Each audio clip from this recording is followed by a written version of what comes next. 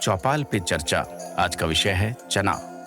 राजस्थान तीसरा प्रमुख चना फसल उत्पादक राज्य है, जो देश के कुल उत्पादन में लगभग 14% का योगदान देता है। सर्वोत्तम प्रयासों के बावजूद किसान भाइयों और बहनों को उनके फसल चक्र के दौरान प्राकृतिक चुनौतियों का सामना करना पड़ता है। इस चर्चा के माध्यम से आज फ्यूचर जनराली का उद्देश्य अपने किसान भाइयों को चने की फसल को स्वस्थ रखने के नुस्खे और विपरीत परिस्थितियों में PMFBY के प्रावधानों से अवगत कराना है। राम राम सा। राम राम। चने बो रहे हो आप? हाँ, आपको पहचाना नहीं? जी, मैं बीकानेर से आया हूँ, एक कृषि वैज्ञानिक हूँ। चने की फसल को पहचानते हो? हाँ, चने के बारे में मैंने 7 साल तक पढ़ाई की है और रिसर्च भी।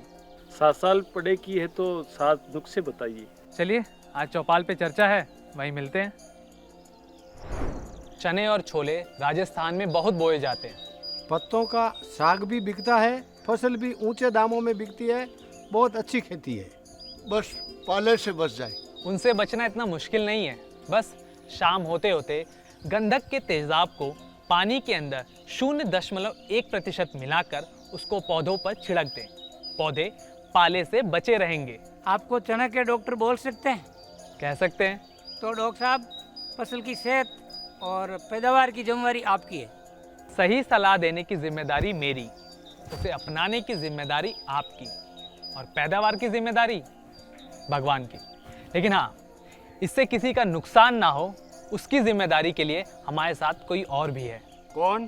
प्रधानमंत्री फसल बीमा योजना। हाँ, फसल बीमा तो हमने सुना है। अच्छा, बस सुना है? भैया, फसल बीमा लेना भी है।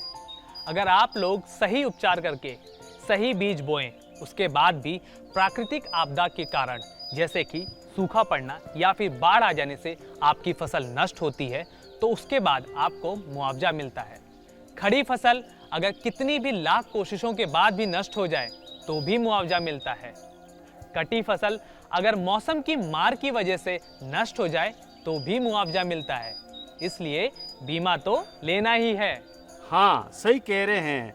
चने की फसल में कीड़े नुकसान कर देते हैं, फसल बर्बाद कर देते हैं। बीज का सही से उपचार करके बोएं और साथ ही साथ मिट्टी में देसी गोबर या फिर कंपोस्ट की खाद को डालें, जिससे पौधों की प्रतिरोधक क्षमता बढ़ती है। चने से पहले खेत में सरसों को बोएं, जो इसकी जमीन को उपजाऊ बनाता है और साथ ही साथ इसकी रोग प्रतिरोधक क्षमता को बढ़ाता है। टमाटर और भिंडी को एक साथ ना लगाएं, इससे कीड़ों का प्रकोप बढ़ जाता है। ये तो मेरे दादाजी भी कहते थे। सही बोलते थे। बाकी जमीन पर हल चलाकर छोड़ दें, जो कि इसकी रोग प्रतिरोधक क्षमता बढ़ाता है। और अगर जमीन भुरभुरी होगी तो बीज में फुटाव अच्छा होगा। बोने से पहले बीज को ट्राइकोडर्मा से उपचार करें, जो कि इसकी प्रतिरोधक क्षमता को बढ़ाता है और साथ ही साथ ये बहुत ही फायदेमंद होता है। और इसको हम गोबर की खाद में मिलाकर जमीन में भी डाल सकते हैं। डॉक्टर साहब, चने में पानी कब कब लगाना चाहिए? चनों में पानी हमें उसके फूल लगने से पहले और जब उसके अंदर दाने लग रहे हों तब लगाना चाहिए। लेकिन हाँ, ये ध्यान रखिएगा, पानी बहुत ज़्यादा नहीं लगाना है। पिछली साल मेरे चनों में फूलों के समय ओले गिर गए थे, जिससे सारी फसल चौपट हो गई। अब देखिए, इसके लिए मैं तो नहीं बताऊंगा, आप में से कोई बताइए। छोले पर ओले गिर गए तो बीमा ही काम आएगा। बिल्कुल सही। वैसे चने के खेत में खरपतवार भी बहुत ज़्यादा हो जाते हैं, लेकिन उसको अगर ख़त्म करना है तो समय समय पर निराई गुड़ाई करनी होगी। और जिसका खेत बड़ा है वो खरपतवार नाशक का भी प्रयोग कर सकता है। चने सुखाते समय कई बार नष्ट हो जाते हैं, तो कटाई के 14 दिन बाद तक अगर किसी भी प्राकृतिक आपदा की वजह से आपकी फसल खराब होती है तो प्रधानमंत्री फसल बीमा योजना के अंतर्गत आपको उसका मुआवजा भी मिलता है। तो CSC केंद्र, पोस्ट ऑफिस या फिर बैंक, कहीं भी जाएं, पर समय से जैसे ही बुआई ज़रूरी है, ऐसे ही समय से बीमा भी ज़रूरी है। चलो चौपाल से उठें, जरूरी काम करें।